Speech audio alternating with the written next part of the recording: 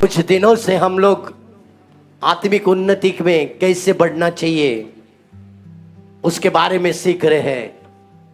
और यूहन्ना और इसका तीसरा अध्याय और 1 और 2 वचन में हमने देखा 4 क्षेत्र अब तक कि जिसमें हमें बढ़ना चाहिए। पहला क्षेत्र जिसके बारे में मैंने आपसे शेयर किया था वो है परमेश्वर का वचन। परमेश्वर का वचन अविनाशी बीज है। अगर परमेश्वर का वचन आपके अंदर है तो आप कभी भी नाश नहीं हो सकते। इसीलिए एक आत्मिक व्यक्ति को सबसे पहले अगर किसी बात में बढ़ना है तो वो है परमेश्वर का वचन। दूसरी बात मैंने दूसरे सप्ताह में शेयर किया था कि हमें परमेश्वर के अनुग्रह में बढ़ना है। अब अनुग्रह क्या है? अनुग्रह का मतलब है कि जिस काम के लिए हम योग्य नहीं थे उस काम के लिए परमेश्वर ने हमें योग्य ठहराया और हमें धर्मी ठहराया, हमें परमेश्वर के याजक बनाया। ये परमेश्वर के परमेश्वर ने आपके ऊपर अनुग्रह किया है। तीसरी बात मैंने जो आपसे शेयर की थी कि हमें और आपको परमेश्वर की पहचान में बढ़ना बहुत ही जरूरी है कि परमेश्वर सर्वज्ञानी है, सर्वव्यापी है और सर्वश्रेष्ठ है। वो सनातन परमेश्वर है, वो युग युग का परमेश्वर है, वही आदि है और वही अंत है। उसके बाद के सप्ताह पर मैंने आपसे शेयर किया था कि हमें परमेश्वर के अभिषेक में भी बढ़ना चाहिए और उसके लिए मैंने बाइबल से एक उदाहरण दिया था। एलिया और एलीशा के बारे में मैंने आपको बताया था कि एलिया को परमेश्वर की महिमा मिली थी पर एलीशा को परमेश्वर का अभिषेक मिला। और एलिया ने एलीशा का परीक्षा लिया और 4 क्षेत्र में उसको पूर्व तैयारी करनी पड़ी। पहला क्षेत्र मैंने कहा था गिलगाल का क्षेत्र, जो पश्चाताप करने का क्षेत्र है। वहां पर इजरायली लोगों का पहली बार खतना हुआ, तो वो क्षेत्र है पश्चाताप का क्षेत्र। दूसरा क्षेत्र जिसके बारे में मैंने आपसे शेयर किया था वो है बेतेल का क्षेत्र। अब्राहम ने पहली बार जब अपनी यात्रा शुरू की थी तो बेतेल ने उसने परमेश्वर से प्रार्थना की। और याकूब भी जब अपने पिताजी और अपने भाई को फंसा कर जा रहा था तो उसने जंगल में परमेश्वर ने बेतेल की जगह पर उसने वाचा बांधी थी। और उत्पत्ति अध्याय 35 में बेतेल में परमेश्वर ने उसको आशीष दी थी। तीसरा क्षेत्र जिसके बारे में मैंने आपको सिखाया वो था यहीरो। अगर अभिषेक को पाना है, परमेश्वर के अभिषेक को आपको पाना है तो आपके जीवन के अगर श्राप को आप तोड़ोगे नहीं, क्योंकि प्रभु ने कहा कि जो कुछ तुम पृथ्वी पर बांधोगे मैं स्वर्ग में बांधूंगा। अगर उन श्रापों को, उन बंधनों को, क्योंकि यहीरो एक श्रापित जगह थी जहां पर बर्तमाई जकई नाम के लोग पैदा हो गए थे, क्योंकि वहां पर एक श्राप था। और चौथी बात को मैंने आपको अभिषेक के स्तर पर बताई थी वो थी यर्दन। यर्दन का मतलब है कि जहां पर मूसा जो मिस्र देश से अपने लोगों को छुड़ा कर जब यर्दन नदी पर आया तो परमेश्वर ने उसकी यात्रा को समाप्त किया और परमेश्वर ने दूसरा एक अगुआ को तैयार किया जिसका नाम यहोशू था। और यहोशू ने लोगों को कनान देश में लेके गया। तो यर्दन का मतलब है कि अगुवाई के लिए तैयार होना। आज मैं आपको 5वें क्षेत्र के बारे में सिखाना चाहता हूं जिसमें चर्च को बढ़ना बहुत ही जरूरी है। कोलोसियों का अध्याय 1 और 11वां वचन। कोलोसियों का अध्याय 1 और 11वां वचन।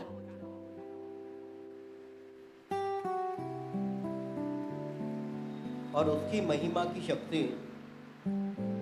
महिमा की शक्ति के अनुसार हाँ, सब प्रकार की सामर्थ्य से बलवंत होते जाओ। उसके महिमा के शक्ति के अनुसार तुम्हें और हमें सब प्रकार के सामर्थ्य में बढ़ना चाहिए। हालेलुया। तो आज मेरा विषय है कि परमेश्वर के सामर्थ्य में हम कैसे बढ़ सकते हैं, क्योंकि मत्ती का अध्याय 11 और 12 वचन में लिखा है कि परमेश्वर के राज्य में अगर प्रवेश करना है तो हमें आसानी से नहीं पर बलपूर्वक ताकत लगाकर हमें परमेश्वर के राज्य में प्रवेश करना चाहिए। ये जो सामर्थ्य जो शब्द है, ये पर्शियन भाषा में आया है, इसका मतलब पारसी भाषा में और उर्दू भाषा को, ये दोनों चीजों को अगर जोड़ते हैं तो एक शब्द बनता है, वो है दिलेरी। दिलेरी का मतलब है सामर्थ्य।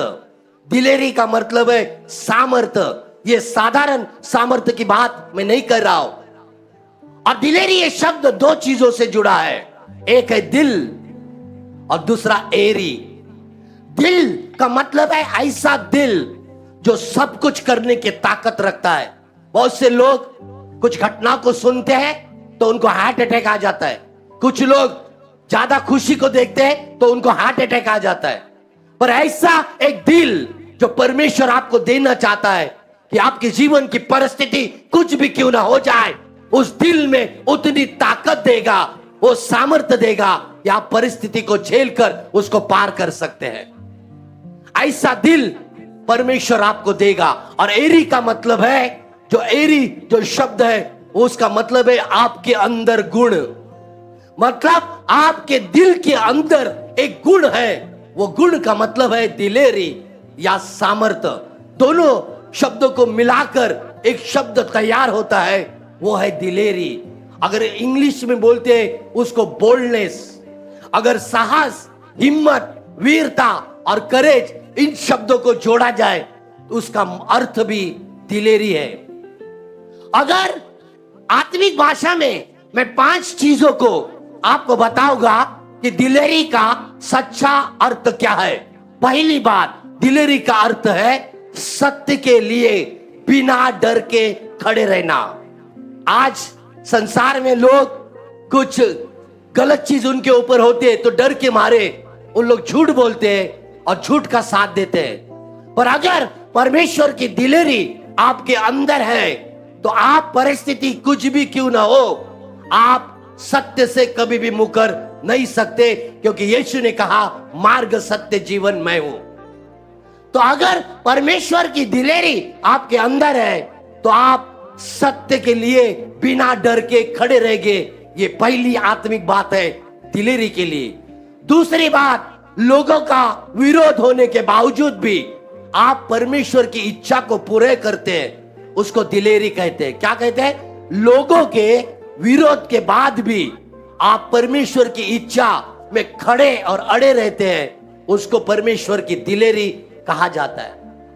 तीसरी बात, विश्वास के साथ बोलना और कार्य में लाना दिलेरी कहा जाता है।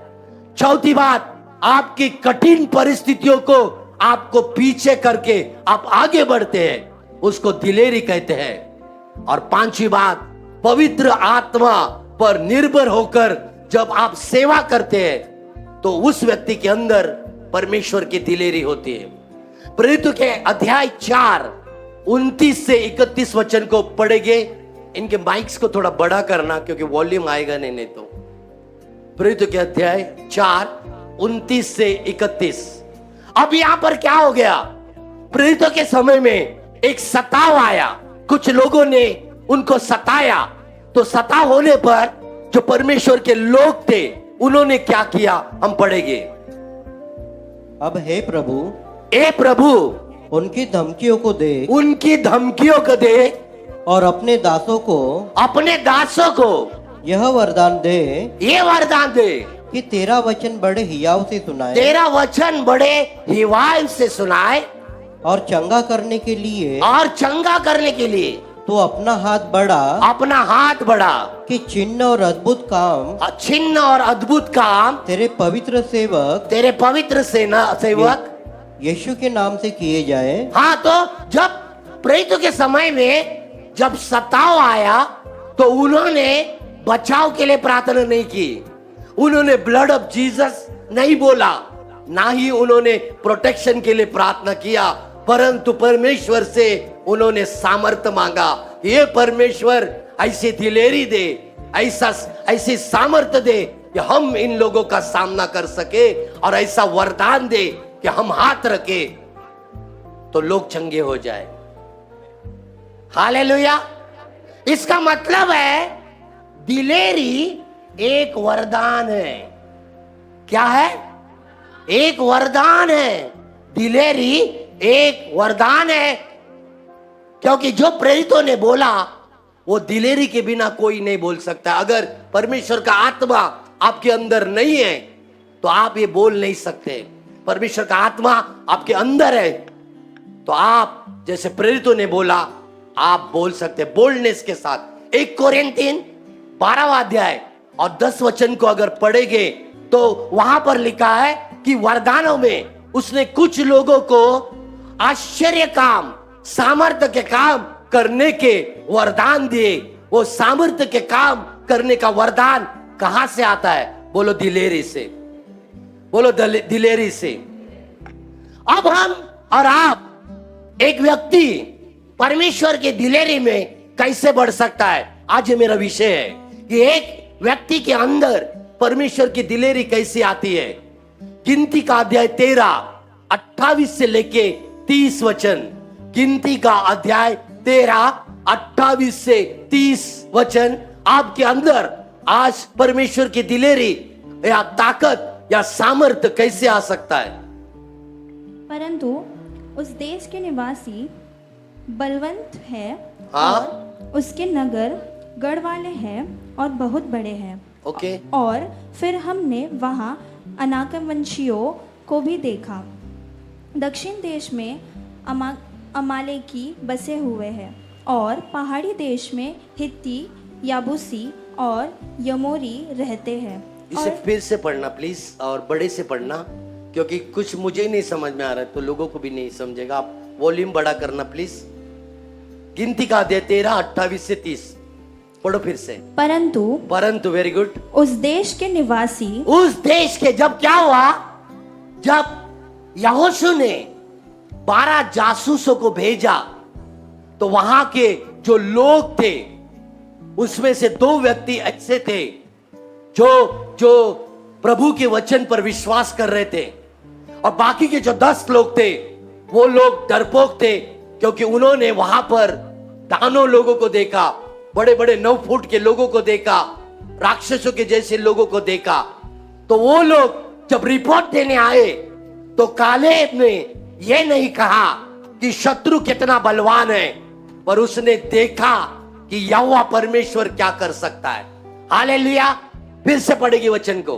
परंतु हाँ, उस देश के निवासी हाँ, बलवान है, बलवान, उस देश के निवासी बलवान है, और उसके नगर गढ़ वाले हैं और बहुत बड़े हैं।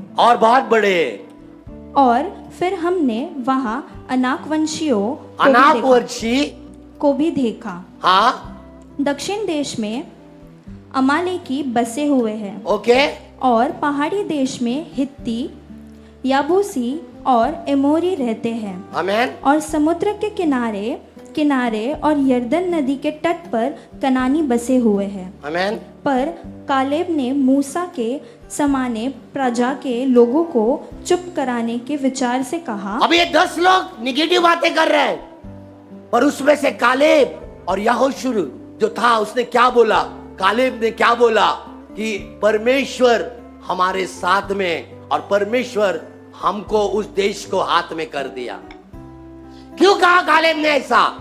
क्योंकि कालेब ने देखा था परमेश्वर के कामों को, उसके बाप दादा उसे सुना था कि कैसे परमेश्वर ने लाल समुद्र को दुभागा, कैसे स्वर्ग से मन्ना गिरा था, कैसे चट्टान से पानी निकला गया था, कैसे शत्रु को हरा दिया था। हमको और आपको अगर ये पता नहीं कि आपका परमेश्वर कौन है, आपका पिता क्या कर सकता है, तो वास्तविक में सामर्थ्य आपके अंदर नहीं आ सकता है। तो सामर्थ्य आपके अंदर कैसे आ सकता है? परमेश्वर पर आपको विश्वास करना सामर्थ्य को लाता है। आप परमेश्वर पर विश्वास करोगे कि परमेश्वर मेरी घटी को पूरा करता है, परमेश्वर मुझे अंधकार में छोड़ेगा नहीं, परमेश्वर मुझे हर परिस्थिति में संभालेगा, मेरी परिस्थिति बदल जाएगी। आप विश्वास से जब बोलना शुरू करता है तो आपके अंदर एक दिलेरी परमेश्वर लाता है। संसार के कभी नेताओं को देखा क्या? संसार के नेताओं को देखा या उनके बच्चों को देखा कभी? वो पिता के प्रभाव के कारण वो पुलिस को धमकी देते, वो ट्रैफिक को सिग्नल को तोड़ते, वो अधिकार को तुच्छ समझते, वो झगड़ा और वाद विवाद करते। क्यों? क्योंकि उनको पता है कि मेरा पिता कौन से पोजीशन पे। अगर आपको पता है कि आपका परमेश्वर क्या कर सकता है तो आपके अंदर दिलेरी अवश्य आ जाएगी। जब आपको पता है कि आपका परमेश्वर आपको कभी भी गिरने नहीं देगा, ना छोड़ेगा ना त्यागेगा, आपके अंदर दिलेरी आ जाएगी। हमें यह पता होना चाहिए कि मेरा पिताजी कौन है, वो कभी छोड़ता नहीं, कभी त्यागता नहीं, उसने कहा। इसीलिए हमें डरने की आवश्यकता नहीं। दाऊद एक 17 वर्ष का लड़का था, पर उसके अंदर परमेश्वर का विश्वास से भरी दिलेरी थी। और उसने गोलायत जो बचपन से योद्धा था, 9 फुट का इंसान, उसका भाला कई किलो का, उसकी तलवार कई किलो की, पर दाऊद ने उसको हरा दिया। क्यों? क्योंकि दाऊद के अंदर परमेश्वर की दिलेरी थी। उसने क्या कहा हम पढ़ेंगे, 1 शमूएल 17वां अध्याय 45 से 47 वचन को हम पढ़ेंगे।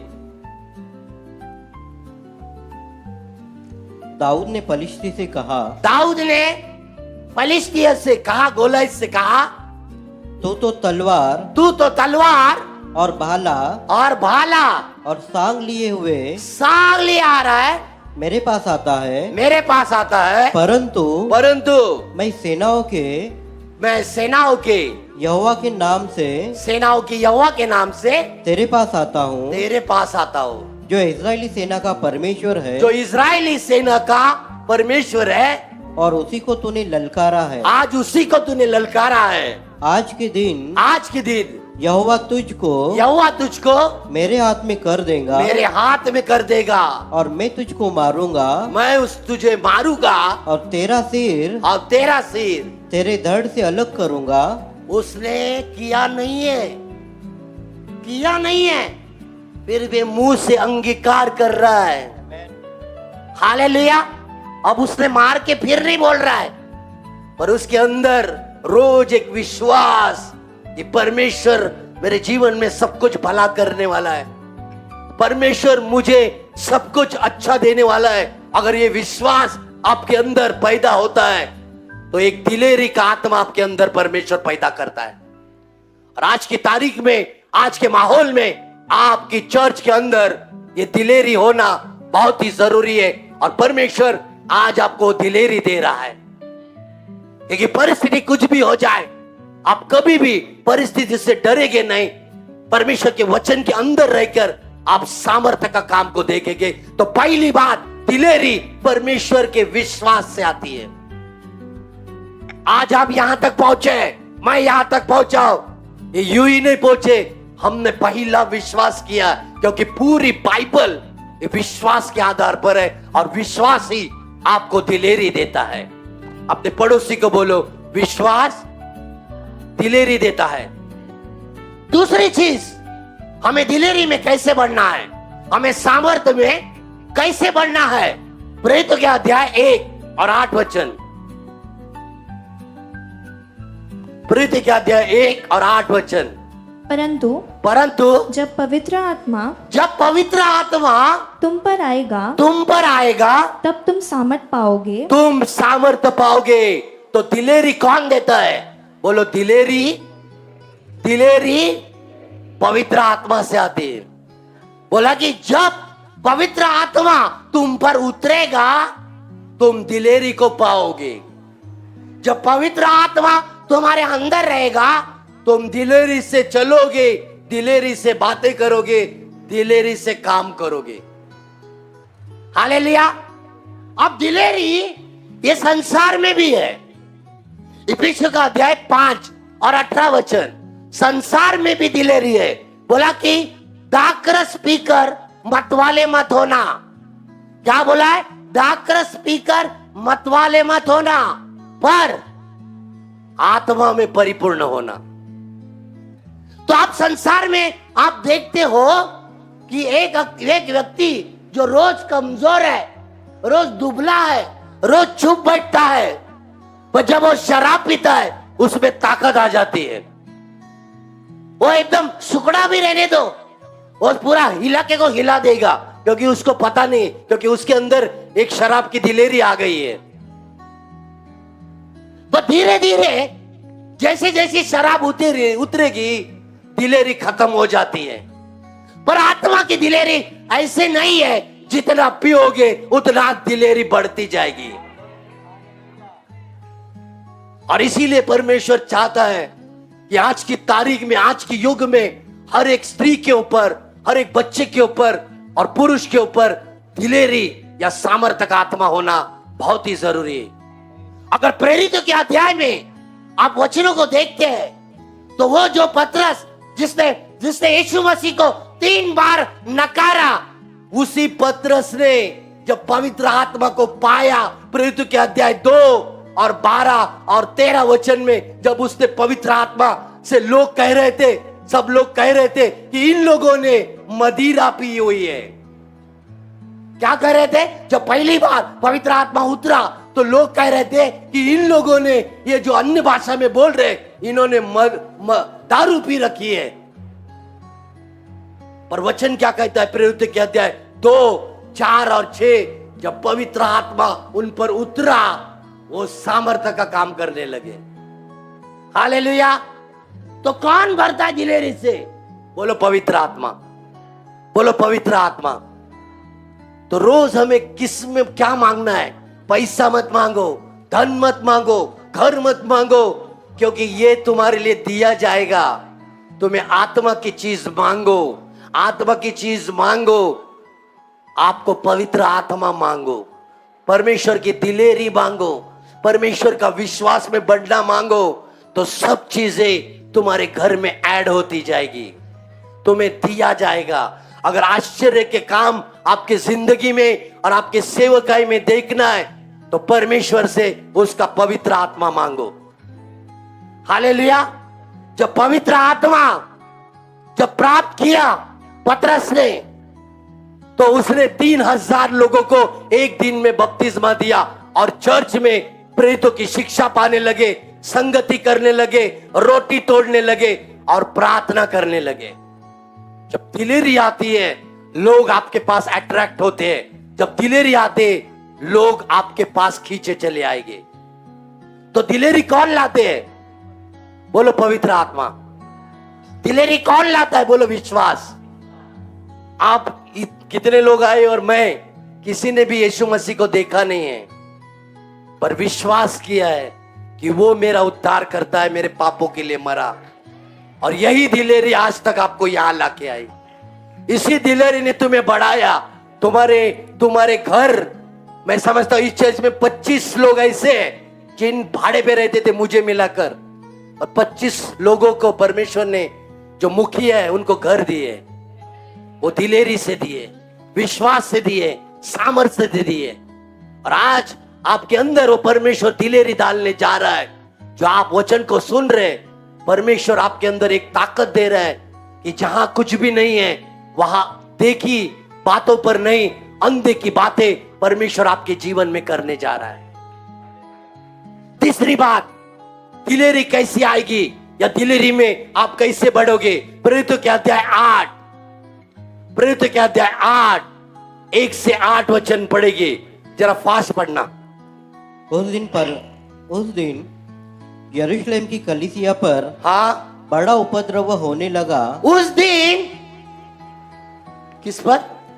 यरूशलेम की कलीसिया उस दिन यरूशलेम की कलीसिया के ऊपर बड़ा सताव हो गया।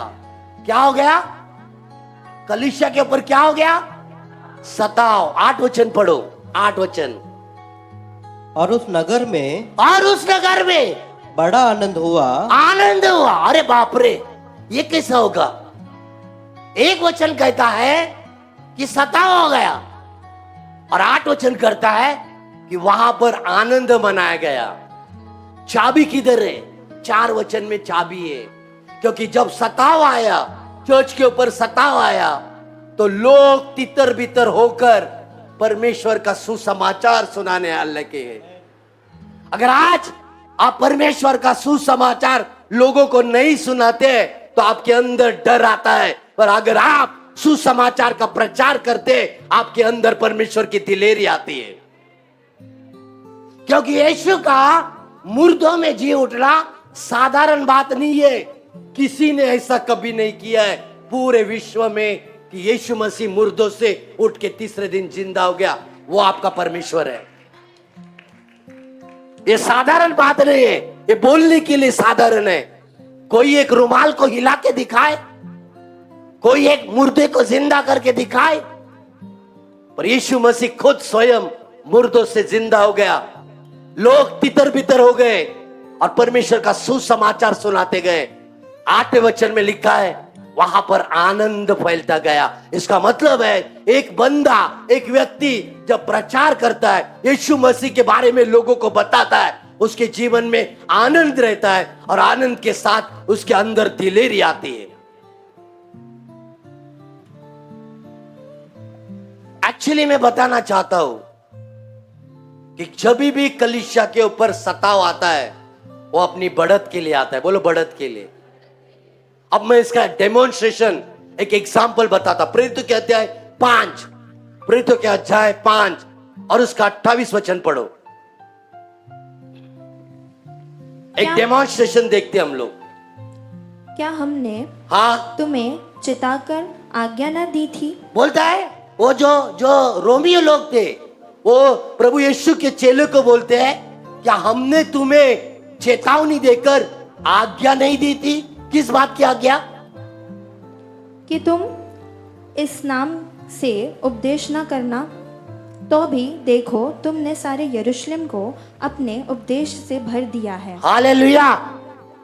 क्या बोलता है कि हमने तुम्हें आज्ञा दी थी कि परमेश्वर का वचन मत सुनाओ, पर तुमने सुनाया। अब देखो रिजल्ट क्या हो गया कि सब यरूशलेम परमेश्वर की महिमा से भर गई। इसका मतलब क्या हो गया कि कुछ ही दिनों में यरूशलेम परमेश्वर के वचन से भर गया था। इसीलिए चेले लोग कंफर्ट जोन में आए, जैसे आज कलीसिया कंफर्ट जोन में है। बस 100 लोग 120 लोग बस हो गए। हमें किसी को सुसमाचार नहीं देना है, नई आत्मा को नहीं लाना है, प्रभु का प्रचार नहीं करना है, बस कंफर्ट जोन, मैं और मेरा घराना सुखी रहे। पर परमेश्वर ने सताव लाया। अब सताव लाने से क्या हो गया? जो यरूशलेम में सीनियर लोग थे, जो यीशु मसीह के 12 चेले थे, वो अब तितर बितर हो गए। जो फिलिपियुस था वो सामरिया नगर में गया। वहां के जो कमजोर लोग थे सामरिया में, फिलिपियुस के जाने से वहां के लोग मजबूत हो गए। जब आप कलीसिया के अंदर ही रहते हो तो आपका जो सामर्थ्य है वो कलीसिया के अंदर ही उतने समय में रहता है और एक दिन खत्म हो जाता है। पर आपके अंदर की सामर्थ्य आप लोगों को देते जाते हो, बांटते जाता है, वो बढ़ते जाते हैं, दूसरे लोग आशीषित होते हैं। तो लोग बढ़ गए और बड़ा आनंद उस जगह पर मनाया गया। लिखता है वचन प्रेरितों के अध्याय 17:6। क्या हो गया देखेंगे। और उन्हें न पाकर वे यह चिल्लाते हुए यासोन और कितने भाइयों को नगर के हाकिमों के सामने खींच लाए कि ये लोग जिन्होंने जगत को उल्टा पुल्टा कर उन्होंने जगत को उल्टा पुल्टा कर दिया। उस समय कैसे? जब 8वें अध्याय में सताव अगर नहीं आता था तो यरूशलेम ही भरा रहता था, पर वचन कहता है सताव आने से सारा संसार उलट पुलट हो गया, परमेश्वर का वचन फैलता गया। 19:10 पढ़ो। उस 19:10 में भी लिखा हुआ है कि वचन फैलता गया। तो कभी कभी परमेश्वर आपके जीवन में सताव लाता है, चर्च पे सताव आता है। उसका कारण है कि परमेश्वर आपको बढ़ाना चाहता है। पढ़ेगी 19:10। 2 वर्ष तक यही होता रहा हाँ यहाँ तक कि हाँ आसिया के रहने वाले, हाँ, आसिया के रहने वाले, क्या यहूदी, हाँ, क्या यूनानी, यहूदी क्या यूनानी, सब में प्रभु का वचन सुन लिया। सब ने परमेश्वर का वचन सुन लिया। तो सताव किसके लिए? बढ़त के लिए। शैतान क्या बोलता है? सुसमाचार बंद करो, और यीशु मसीह कहते हैं प्रचार करो। प्रचार करते वक्त ध्यान रखना है कि जबरदस्ती किसी को नहीं, परंतु प्रेम से अपने जीवन की गवाही देते हुए अपने जीवन की टेस्टमनी देना है, उनके लिए प्रार्थना करना है, उनकी जरूरतों के लिए प्रार्थना करना है। वो ऑटोमेटिक परमेश्वर के भवन में खींचे आएंगे। किसी को लालच देकर या किसी का धर्म परिवर्तन करके हमें कभी भी लोगों को लाना नहीं है। हालेलुया। क्योंकि परमेश्वर का आत्मा, दिलेरी का आत्मा आपके अंदर है, तो वचन कहता है कि लोग खींचे आएंगे। नीति वचन 11 और 30 वचन में लिखा है कि परमेश्वर का आत्मा तुम्हारे अंदर है कि तुम लोगों को मोहित करने वाले लोग होगे। जो सुसमाचार देते हैं वो दूसरों के मनों को मोहित करते हैं। और एक उदाहरण को देखना चाहेंगे, प्रेरितों के अध्याय 14 8 से 21। इसको पढ़ेगी नहीं। प्रेरितों के अध्याय 14 8 से 21। मैं एक कहानी सुनाना चाहता हूं इस घटना की। लुस्रा नाम की जगह पर पौलुस गया और वहां पर एक लंगड़े व्यक्ति को पौलुस ने चंगा किया। जब उसको चंगा किया, 11 वचन में लिखा है कि लोगों ने देखा कि देवता पृथ्वी पर आए। जब पौलुस और उसके चेले जब वहां चंगा कर रहे थे, तो उस देश के जो अन्य जाति के लोग थे उन्होंने कहा देवता लोग पृथ्वी पर आ गए, चंगाई हो रही देखो। फिर वहां पर पौलुस ने लुस्रा में लोगों को सुसमाचार दिया, तो लोगों ने पौलुस के ऊपर पथराव किया। पौलुस वहां से कैसे कैसे मरते मरते भाग के दिरबे चला गया, और दिरबे में उसने वचन का प्रचार किया। और दिरबे में सब लोगों ने, सामरिया लोगों ने, यहूदी लोगों ने परमेश्वर के वचन को स्वीकार किया। और उसके बाद पौलुस फिर से लुस्रा में आया। वहां सताव नहीं हुआ। क्यों सताव नहीं हुआ? पहला सताव हुआ क्यों? क्योंकि परमेश्वर उनको दूर लेके गया। जब दिरबे में गया, सताव रुक गया, और दिरबे से लुस्रा में वापस आ गए, सताव बंद हो गया। क्योंकि परमेश्वर ने अपने उद्देश्य को पूरा किया। परमेश्वर का उद्देश्य यह था कि लुस्रा में ही सुसमाचार प्रचार न रहे, परंतु पौलुस दिरबे जाए और दिरबे में प्रचार करके वो वहां के लोगों का भी उद्धार करे। और वैसे हो गई, और कलीसिया परमेश्वर के वचन से भर गई। इसीलिए दिलेरी कौन लाता है? सुसमाचार। दिलेरी कौन लाता है? पवित्र आत्मा। दिलेरी कौन लाता है? विश्वास। जितना आप विश्वास करोगे उतना दिलेरी आएगी। जितना पवित्र आत्मा मांगोगे दिलेरी आएगी। जितना सुसमाचार प्रचार करोगे दिलेरी आएगी कि यीशु मसीह मुर्दों से जिंदा हो गया। मैं आपको प्रचार का एक आशीष को बताना चाहता हूं। प्रकाशित वाक्य 2:10 का 11 वचन पढ़ेंगे कि सताव एक विश्वासी के जीवन में आना ही आना है। अगर आपने यीशु को स्वीकारा है तो सताव आपके जीवन में आएगा। कभी घर से, कभी बाहर से सताव आएगा। बस सताव हमेशा आपकी उन्नति के लिए आएगा, आपकी बढ़त के लिए आएगा। आप मजबूत हो जाएंगे। मुझे आज बताओ, आज कलीसिया प्रचार नहीं कर रहे, पर प्रचार कौन कर रहे हैं? बाहर के लोग आ रहे हैं। इधर प्रार्थना हो रही, इधर ये हो रहा है, उधर हो रहा है। किसके बारे में हो रहा है? यीशु के बारे में। यीशु कौन है? वो मुर्दों से जिंदा हो गया, वो लोग बोलते हैं। प्रचार हुआ कि नहीं? तो शायद आपने प्रचार बंद किया है, पर लोगों ने प्रचार बंद नहीं किया। वो जानबूझ के या दबाव से सही, पर प्रभु का प्रचार तो होते ही रह रहा है। प्रकाशित वाक्य 2, थैंक यू, उसका 2 का 10 और 11।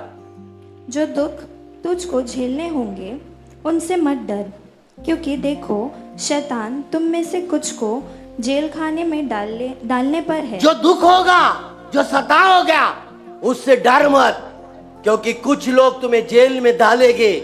पर प्रभु का वचन कहता है 10 दिन पीरियड भी दिया है, 10 दिन अगर तुम सहोगे स्वर्ग में तुम्हें मुकुट मिलेगा। हालेलुया। इसीलिए सताओ मेरे जीवन में स्वर्ग में पुरस्कार लाता है। कोई विश्वासी पूरी तरह सताव से बच नहीं सकता है। परमेश्वर आपकी परीक्षा में आपको सामर्थ्य देता है और आपको अगले लेवल में चला लेता है, ताकि आप प्रभु का प्रचार अच्छी तरह से कर सके। आपको बीमारों के लिए प्रार्थना करना है, व्यक्तिगत गवाही आपको देना है कि जीवन भर प्रभु यीशु ने आपके जीवन को कैसे आशीषित किया है, ये लोगों को बताना, जिसके द्वारा वो भी परमेश्वर में आ जाएंगे। चौथी बात, दिलेरी कौन लाता है? प्रेरितों के अध्याय 4 और 13 वचन। प्रेरितों के अध्याय 4 और 13 वचन। जब उन्होंने पतरस और यूहन्ना का हियाव देखा, यानी दिलेरी देखी, तो और यह जाना कि ये अनपढ़ और साधारण मनुष्य है, साधारण लोग हैं, तो अचंबा किया, तो ताज्जुब किया और उनको पहचाना कि ये यीशु के साथ रहे हैं। किसके साथ रहे? आज यीशु किधर है?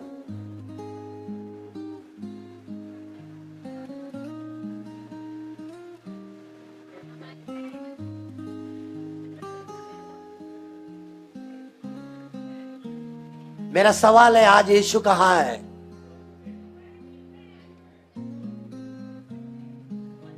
कौन बोला? Very good. आज परमेश्वर वचन में है। आप जब वचन पढ़ते हो तो किसको पढ़ते हो? यीशु को पढ़ते हो। आप जब वचन पढ़ते हो तो उसका जो चरित्र है आपके दिल में आता है, उसके जैसे बढ़ता, उसके जैसे चरित्र आता है, उसका स्वभाव आता है। पहले देखो आप लोग कैसे थे, झगड़ा करने वाले लोग। अब प्रेम कहां से आ गई, नम्रता कहां से आ गई? ये सब यीशु का चरित्र आपके अंदर आया। तो उन लोगों ने देखा ये अनपढ़ लोग यीशु के साथ रहते हैं, इसीलिए इनको ताकत आई। आज आप परमेश्वर का वचन पढ़ोगे, आपको दिलेरी आ जाएगी।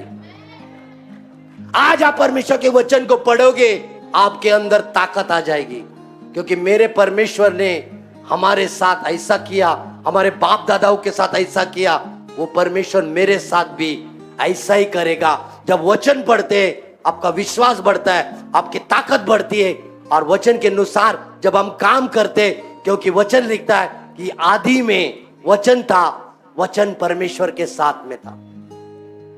और यूहन्ना का 5:39 में लिखा है कि तुम पवित्र शास्त्र में मुझे ढूंढते हो, पर ये मेरे बारे में गवाही देता है, क्योंकि वचन पवित्र शास्त्र है। जब पवित्र शास्त्र पढ़ते हो, आपके अंदर बोलनेस आएगा, सामर्थ्य आएगा, दिलेरी आएगी। जब आप परमेश्वर के वचन पढ़ेंगे। उड़ाव पुत्र के अंदर दिलेरी कहां से आई? उसको पता था मेरे पिताजी के पास धन है, मैं मांगूंगा तो देगा, उसके पास सामर्थ्य है। मेरा पिता कौन है, पिता के पास क्या है, वो पुत्र को पता था, उड़ाव पुत्र को, और उसके अंदर वो दिलेरी थी मांगने की। आपको भी पता होना चाहिए कि परमेश्वर के वचन में क्या लिखा है, कि मैं उसको मांगू और दिलेरी को हासिल करूं। आखिरी चीज, भजन संहिता 91 1 से 6, दिलेरी कहां से आती है? मूसा जो पहली बार प्रभु से मिला, प्रभु को नकार दिया, मैं नहीं जा सकता हूं, तू कौन है, तू कौन सा परमेश्वर है, मैं लोगों को क्या बताऊं, मेरा मुंह ठीक नहीं है, मैं बातें कैसे करूं। वही मूसा जब परमेश्वर की उपस्थिति में बैठने लगा, उसके अंदर दिलेरी आ गई। भजन संहिता 91 1 से 6 पढ़ेंगे।